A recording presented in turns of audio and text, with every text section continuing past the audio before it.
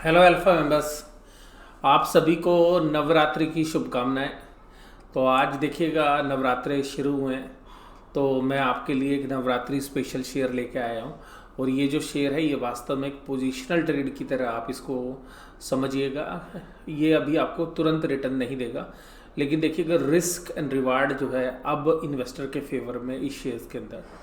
और अगर अभी आप 15-20 दिन पहले तक भी देखेंगे तो 90 रुपये के आसपास चल रहा था, और उसके बाद अगर आप इसको 3 महीने में भी देखेंगे तो ये 100 रुपये से ऊपर ट्रेड कर रहा था। और इसके ऊपर जो संकट के बादल हैं वो वास्तव में गैस के प्राइजेस की वजह से हैं, लेकिन फिर भी ये जो शेयर है मुझे इन प्राइजेस पर भी देखिएगा इसमें वैल्यू जो है वो इन्वेस्टर के फेवर में लग रही है। ये शेयर क्यों मुझे सही लग रहा है उसके कुछ पैरामीटर्स मैं आपके साथ बताऊंगा, और ये ट्रेड के एंगल से ही मैं इसको जो है एनालिसिस कर रहा हूँ। तो देखिएगा अगर ट्रेड के एंगल से भी अगर मैं इसमें बात करूँ तो ये जो शेयर है इसकी डिविडेंड यील्ड देखिएगा 7.62। इतना तो बैंक की एफडी पर इंटरेस्ट नहीं मिलता। दूसरी बात है शेयर का प्राइस है 52 वीक लो है 65 रुपीज़, ये मार्च वाले लो है। अभी ये जो शेयर है ये 84 रुपीज़ में चल रहा है, हो सकता है 2-3 रुपये और नीचे मिल जाए आपको, तो बहुत बढ़िया 80 रुपये के आसपास मिल जाए। तो ये शेयर की पी रेशियो देखिएगा आपके सामने है, इसकी एवरेज पी रेशियो 15.2। और अभी इसकी जो पी रेशियो है मैंने देखिएगा 2006 से लगा रखी है। 2006 में भी ये जो शेयर है ये करीबन 7-8 की पी पर चलता था।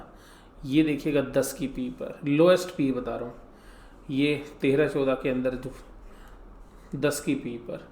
और अभी ये कुछ समय से यानी कि मार्च के बाद से ये जो शेयर लॉकडाउन के बाद, क्योंकि कंजम्पशन है नहीं, ये शेयर 10 की पी के नीचे आ गया। एक बहुत शॉर्ट पीरियड ऐसा है जब ये 10 की पी के नीचे ये शेयर रहता है।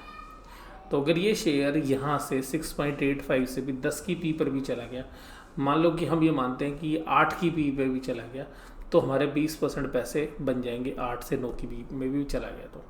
और उसकी मुझे उम्मीद है, और जब ये डिविडेंड आते हैं, जब ये डिविडेंड डिक्लेयर होते हैं, तब भी शेयर्स के अंदर एक राइज आता है। तो मुझे ऐसा लगता है कि ये जो 80 रुपये के आसपास के प्राइस हैं, यहाँ पर रिस्क एंड रिवार्ड जो है इन्वेस्टर के फेवर में 97.5 जो है इसकी बुक वैल्यू। अगर ये कंपनी जितनी बड़ी प्रेजेंस इसकी है, जो रेवेन्यू जनरेट करती है, जहाँ जहाँ इनके पाइपलाइनिंग के बिजनेस है, गैस का जो बिज़नेस है, इसकी सब्सिडरी में इन्वेस्टमेंट है, अगर ये पब्लिक सेक्टर की कंपनी नहीं होती, प्राइवेट होती, तो कम से कम 700-800 रुपये और ऊपर की तरफ ये 1400-1500 रुपये तक के भी प्राइस हो सकते थे। आप इसके सामने अदानी गैस देखो, कुछ भी नहीं है, वो इसके सामने बच्चा है, लेकिन उसकी वैल्यूएशन देखिएगा, मार्केट कैप देखिएगा, क्योंकि प्राइवेट सेक्टर में है। अभी यहाँ पर मैं ये नहीं कह रहा कि लॉन्ग टर्म इन्वेस्टमेंट है, मैं लॉन्ग टर्म इन्वेस्टमेंट की नहीं बोल रहा, मुझे ऐसा लग रहा है कि 110 रुपये तक के प्राइस इसमें आ सकते हैं आने वाले 1 साल के दौरान। और यहाँ पर देखिएगा ये जो सेंट्रल गवर्नमेंट के जो CPSE है, यानी कि जो सेंट्रल पब्लिक अंडरटेकिंग्स हैं, यानी कि जो सेंट्रल PSU, उनके जो ETFs हैं या जो उनके म्यूचुअल फंड्स हैं, उसके अंदर भी जो है इनकी इन्वेस्टमेंट जो है वो करते हैं। तो यहाँ पे देखिएगा अब मुझे ज़्यादा डाउन साइड जो है नहीं लग रहा है शेयर में, क्योंकि बहुत डाउन आ चुका है। ऐसा नहीं है कि डाउन और नहीं हो सकता, बट यहाँ पे रिस्क एंड रिवार्ड जो है अब इन्वेस्टर के फेवर में है। ये इस कंपनी में नहीं है, कुछ और भी कंपनीज़ हैं, मैं आगे चल के उन कंपनीज़ का भी एनालिसिस आपके साथ करूँगा। महानगर गैस में आपके साथ डिस्कस की थी, वहाँ से वो 30-40 रुपये आ गया है, तो करीबन 5-6% जो वो उन प्राइस चल चुका है।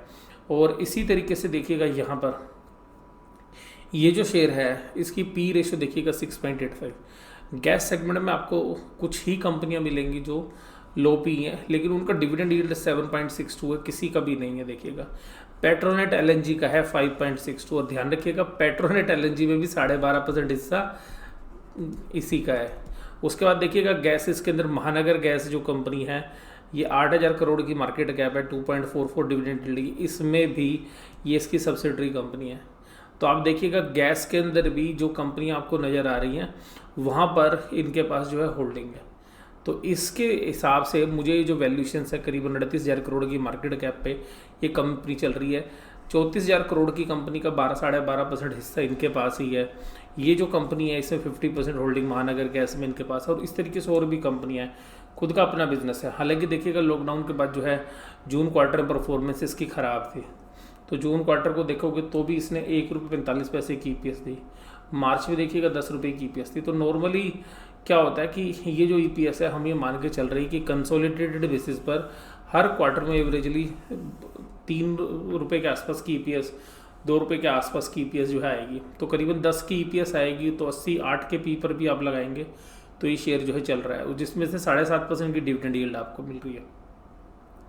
और ये भी इसलिए क्योंकि गैस के प्राइसेस नीचे, और जैसे जैसे कमर्शियल एक्टिविटी स्टार्ट होंगी, थोड़ा पिकअप करेंगी, तो ये शेयर अब मुझे लगता है कि आने वाले 1 साल के अंदर जो है 110 रुपये के प्राइस के आसपास जो है ये आएगा। और सीधी सी बात है, डिविडेंड यील्ड जो है प्रोटेक्ट करती है शेयर के प्राइस को, और ऐसा नहीं रहा है कि ये लंबे समय तक जो है नीचे ही बना रहे। तो मुझे इसकी भी संभावना जो नहीं लगती कि नीचे बहुत दिनों तक ये बना रहेगा। और देखिएगा 60-70 हज़ार करोड़ की जो है सेल, यानी कि 50% ऑफ जो है सेल्स इसकी मार्केट कैप है। बहुत कम कंपनी आपको इसको मिलेगी। और बताता हूँ आपको इससे बढ़िया रीज़न, देखिएगा सेल्स 14% के हिसाब से बढ़ी है इसकी पिछले 3 साल में, प्रॉफिट 42% के रेट से बढ़ा है CAGR, लेकिन शेयर 20% की रेट से हर साल घटा है।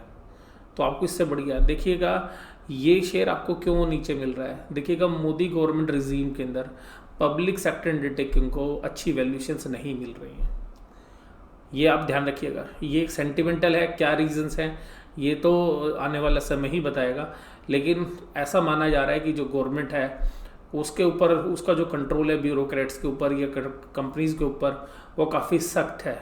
तो जिसकी वजह से यहाँ पर कुछ लोगों का मानना है कि सरकार अपनी मनमानी करती है इनके इन्वेस्टमेंट डिसीजन पे। तो ये पहले भी होता रहा है किसी भी रिजीम के अंदर, लेकिन यहाँ पे जो गवर्नमेंट है थोड़ी सख्त है, तो इसलिए जो है लोग इसको जो है ज़्यादा वैल्यूएशंस नहीं देना चाहते। और वास्तव में ये गवर्नमेंट इन्वेस्टर फ्रेंडली भी नहीं रही है, बायबैक पे टैक्स लगा दिया है, डिविडेंड डिस्ट्रीब्यूशन जो टैक्स है उसको भी हटा के जो है शेयर होल्डर के हाथ में लगा दिया है। इसके अलावा लॉन्ग टर्म कैपिटल गेन पे टैक्स लग गया है। तो इन सभी पहलू को देखते हुए देखिएगा यहाँ पे तो पब्लिक सेक्टर अंडरटेकिंग की तरफ जो है रुझान थोड़ा सा कम है, और सरकार को देखिएगा डिसइन्वेस्टमेंट के लिए पैसा चाहिए। तो इसलिए जो बड़े प्लेयर्स हैं उनको पता है कि ऐसी कंपनी को वैल्यू मत दो, अगर सरकार बेचेगी भी तो हम इनको औने पौने दामों पर ले लेंगे। तो इस तरीके से अगर आप इसकी रिटर्न ऑन इक्विटी भी देखेंगे तो 16% बनी हुई है, और प्राइस टू बुक वैल्यू अगर 1 से कम है तो 16% की रिटर्न आपकी सीधी सीधी आ गई है। और आप चाहे 10 साल में देखिए, 5 साल में देखिएगा, लास्ट ईयर में देखिएगा, किसी भी साल में आपको 13% से कम की जो है रिटर्न ऑन इक्विटी नहीं है। तो price to book value share आपका अगर मिल रहा है प्राइस टू बुक वैल्यू से नीचे, तो ये एब्सोल्यूट रिटर्न्स हो जाती हैं। तो आप ये ध्यान रखिएगा, बहुत बार 60 की जो रिटर्न ऑन इक्विटी वो भी खराब है। अगर share price to book value 40 times मिल रहा है तो आपकी रिटर्न तो केवल 1% है। तो यहाँ पे देखिएगा, हालांकि PSU है इसलिए आपको वैल्यूएशंस थोड़े नीचे मिल रहे हैं, लेकिन मैं आपको केवल ये कह रहा हूँ कि 30 रुपये के लिए जो है मुझे लगता है कि यहाँ पे चाल आएगी 84 से 110 रुपये, 80 रुपये के आसपास भी ये शेयर मिल सकता है आपको। तो ये जो शेयर से धीरे धीरे करके एक्यूमुलेट कर लो, 1 साल में जब अच्छा सा मौका मिले तो इसमें से अपने एग्जिट कर जाइए 30-40 रुपये लेके। और अगर कैश फ्लो स्टेटमेंट भी देखेंगे तो हर साल देखिएगा आपको cash flow from operating activities बढ़िया, पिछले 4 साल में तो 6,000 करोड़ से ऊपर का कैश फ्लो आ रहा है। 36-37 हज़ार करोड़ की कंपनी आपको कैश जनरेट कर रही है। उसका इन्वेस्टमेंट जो है हालांकि इनकी होती रहती है, तो फ्री कैश फ्लो नहीं रहता इनके हाथ में, और फिर जो भी पैसा कमाते हैं मोस्टली डिविडेंड के रूप में आप लोगों को बांट देते हैं। तो शेयर होल्डर को जो है डिविडेंड के रूप में भी पैसा मिल जाता है वापस। और आप देखिएगा डिविडेंड पे आउट रेशियो भी देखिएगा, यहाँ पर 17 में 56% थी, 43% थी 18 में, 19 में 25% थी, मार्च में 31% थी। तो मोस्टली जो पैसा है ये शेयर होल्डर्स को जो है वापस भी कर देते हैं। हालांकि सरकार को भी काफ़ी बड़ा हिस्सा मिलता है क्योंकि सरकार की ओनरशिप है। मैं वही बात बोल रहा था कि प्रमोटर की जो होल्डिंग है आप देखिएगा 52% है, यानी कि गवर्नमेंट की होल्डिंग है। इसकी जो पेट्रोनेट LNG के अंदर भी 12.5% हिस्सा इसके पास है। तो मैंने आपको यही बोला कि देखिएगा इन सारी वैल्यूएशंस को देखते हुए मुझे लगता है कि जो है एक बाउंस आने वाले 1 साल के अंदर जो है 110 रुपये तक जो है ये शेयर में मिलना चाहिए। और 110 रुपये तक, क्योंकि 110 रुपये के आसपास रेजिस्टेंस है, इसमें काफ़ी समय जो है इसने 110 रुपये के आसपास ट्रेड किया है। हालांकि 100 रुपये से ऊपर ही जो है रेजिस्टेंस आने शुरू हो जाएंगे, पर मुझे ऐसा लगता है कि अगर 30 रुपये की तेज़ी और आपको रिस्क और रिवार्ड जो है आपके फेवर में हो, डाउन साइड लिमिटेड हो, क्योंकि बहुत बड़ी कंपनी है, डिविडेंड यील्ड अच्छा है, नीचे जाने की संभावना कम है। और अगर आप इसकी रिप्लेसमेंट वैल्यू भी देखोगे तो इस तरीके की कंपनी इतने रुपए में तैयार नहीं हो सकती आज की डेट में। आप इनको डबल प्राइस पर भी इस तरीके का बिजनेस आप नहीं खड़ा कर सकते जितनी मार्केट कैप है। तो इन सभी पैरामीटर से जो है मुझे लगता है कि ये एक अच्छी रिटर्न्स जो है दे सकती है। तो आप देखिएगा इनकी जहाँ जहाँ पे इन्वेस्टमेंट है, जो सब्सिडरी कंपनी इनकी गेल गैस लिमिटेड है, गेल ग्लोबल सिंगापुर है, गेल ग्लोबल USA है, गेल ग्लोबल USA LNG जो है लिमिटेड लाइबिलिटी कंपनी है, फिर जॉइंट वेंचर और associates Avantika gas, Bhagyanagar gas, China gas, central UP gas limited, fame gas company limited, green gas limited, Indraprastha gas limited, IGL में भी इनकी होल्डिंग है देखिएगा, महानगर गैस में इनकी होल्डिंग है, महाराष्ट्र नेचुरल गैस लिमिटेड के अंदर है, नेचुरल गैस कंपनी के अंदर है, ओएनजीसी पेट्रो के अंदर इनका जॉइंट वेंचर है, पेट्रोनेट एलएनजी के अंदर इनका पैसा लगा हुआ है, रत्नागिरी गैस पावर प्रोजेक्ट के अंदर पैसा लगा हुआ है, south east Asia gas pipeline के अंदर पैसा लगा हुआ है। तो आप ये देखिएगा कहाँ पर इनकी इन्वेस्टमेंट नहीं है। तो गैस के अंदर देखिएगा लीडरशिप पोजीशन में है, तो कहीं पे जॉइंट वेंचर है, कहीं पर एसोसिएट्स है। तो 10, 12, 15% से लेके जो है 40-50% तक की हिस्सेदारी इन कंपनियों में, सब्सिडरी में 50% से ऊपर की। तो मुझे नहीं लगता कि यहाँ पे जिस तरीके की कंपनी इसके पास है वहाँ पर इसमें वो कोई ज़्यादा डाउन साइड हो सकता है कि मान लीजिएगा कि 70 रुपये तक भी हो सकता है चला जाए, लेकिन उसकी चांसेस मुझे कम लग रहे हैं। और आप देखिएगा मार्केट में गिरावट के साथ साथ एक बात और आती है कि जब अगली रैली में जब ये शेयर चलते हैं तो ये ऊपर की तरफ जो है आना शुरू हो जाते हैं इस तरीके की, जो पहले नहीं चले थे। दूसरी बात है एफ&ओ के अंदर शेयर है, इंडेक्स मैनेजमेंट के लिए निफ्टी के अंदर ये शेयर है, तो निफ्टी की जब एडजस्टमेंट होती है तब इस तरीके के शेयर्स में एक वैल्यू बन जाती है। तो इन सभी रीजंस के साथ साथ मुझे लगता है कि यहाँ पे एक वैल्यू बननी चाहिए। हालांकि और भी PSU स्टॉक्स हैं जो अब मेरे रडार पे आ रहे हैं, क्योंकि उनकी वैल्यूएशंस ऐसी हो चुकी हैं कि वो लिक्विडेशन वैल्यू के ऊपर, अगर आज उन कंपनी को बंद कर दिया जाए तो भी उससे ज़्यादा वैल्यू उनको मिल सकती है। तो इस तरीके की जो लिक्विडेशन वैल्यू के आसपास जब वो शेयर्स पहुंच जाते हैं तो डाउनसाइड रिस्क जो है मार्केट में कम हो जाते हैं। और मुझे ऐसा लगता है कि ऐसे शेयर्स के अंदर एक बाउंस जरूर आता है मीडियम टर्म के अंदर, और उस मीडियम टर्म के बाउंस में आप जो है एक अच्छे रिटर्न्स जो है कमा सकते हैं। आपका जो व्यू है वो मेरे से डिफरेंट हो सकते हैं, क्योंकि हम लोग जनरली उन शेयर्स को ट्रैक कर रहे होते हैं जो अभी लाइमलाइट में होते हैं, और बाद में फिर उन शेयर्स से फंस जाते हैं, वो नीचे आ जाते हैं, और इस तरीके के जो दूसरे अंडर वैल्यूड शेयर्स हैं वो आगे लाइमलाइट में आ जाते हैं। जैसे अभी आपने फार्मा में देखिएगा, अभी 8 महीने पहले फार्मा को कोई हाथ नहीं लगा रहा था, और आज की डेट में फार्मा सबकी पसंद हो गए हैं। इसी तरीके से वो सेक्टर से जहाँ पर कि जो है नज़रिया थोड़ा सा वीक हो जाता है तो वहाँ पे लोग घबरा जाते हैं। अब मैं कुछ और बातें आपके साथ करता हूँ। एक शेयर है बजाज कंज्यूमर, उसके रिजल्ट आए थे अभी 2 दिन पहले। तो बजाज कंज्यूमर के रिजल्ट जो है अच्छे रिजल्ट थे, जैसा पिछली बार आए थे उससे थोड़ा सा ज़्यादा प्रॉफिट आया है, इंप्रूवमेंट हुई है परफॉर्मेंस है। और मैंने आपको बोला वो टारगेट जो है आपको कोई भी दूसरी कंपनी उसको एक्वायर कर सकती है। प्रमोटर ने होल्डिंग एक रिस्ट्रक्चरिंग के दौरान जो है उसमें कम कर दी थी, तो उसमें अपने SIP के अंदर जो है पैसा डालते रहिए, तो बजाज कंज्यूमर आपको अच्छे पैसे देगा। 180-82 रुपये पे चल रहा है, हमने 150 रुपये से उसको ट्रैक करना शुरू किया था। आप SIP में उसको में डालते रहिएगा 50-200 शेयर, जो भी आपका परफॉर्मेंस जो है आपकी अर्निंग की रहती है, तो आपको किस तरीके की अर्निंग होती है उसके हिसाब से। और या आप उसमें ये भी कर सकते हैं जब नीचे की तरफ मिले तो भी आप एक्यूमुलेट कर सकते हैं। इसी तरीके से मैंने आपको ITC के शेयर्स में भी FMCG में बताया था। तो ये कुछ सेक्टर हैं जहाँ पे अभी आगे जो है चलते हुए नजर आएंगे। CCL प्रोडक्ट का शेयर भी देखिएगा 240 रुपये के आसपास आ गया, तो छोटी क्वांटिटी से आप वहाँ पर भी शुरू कर सकते हैं।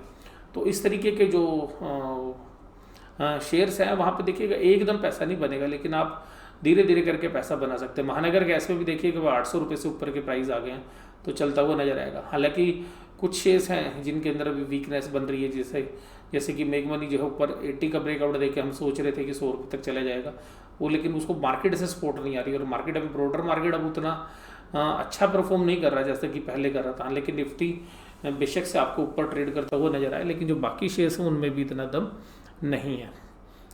लेकिन आपको जो शेयर्स हमने आप डिस्कस कर रखे हैं वहाँ पर रिस्क और रिवार्ड्स को दोनों को हमने कंसिडर करते हुए आपके साथ जो शेयर्स जो है रखे हुए, तो आप अगर एक धीरे धीरे करके उसको एक्यूमुलेट करते रहेंगे, और जो आपको शेयर्स हमने ट्रेडिंग के लिए बताया उनमें मैं बता भी देता हूँ कि आपको ट्रेड के लिए, जैसे ये शेयर्स मैंने बताया पोजिशनल ट्रेड है, 110 रुपये पर आप निकल जाइएगा, और अगर वहाँ पे अच्छे प्रॉफिट बन रहे हैं आपको, आप ये भी कर सकते हैं कि 10-20% छोड़ भी दें, 70-80% बेच दें, बाकी जो आपका प्रॉफिट है वो आपकी कॉस्ट में पड़ा रहेगा।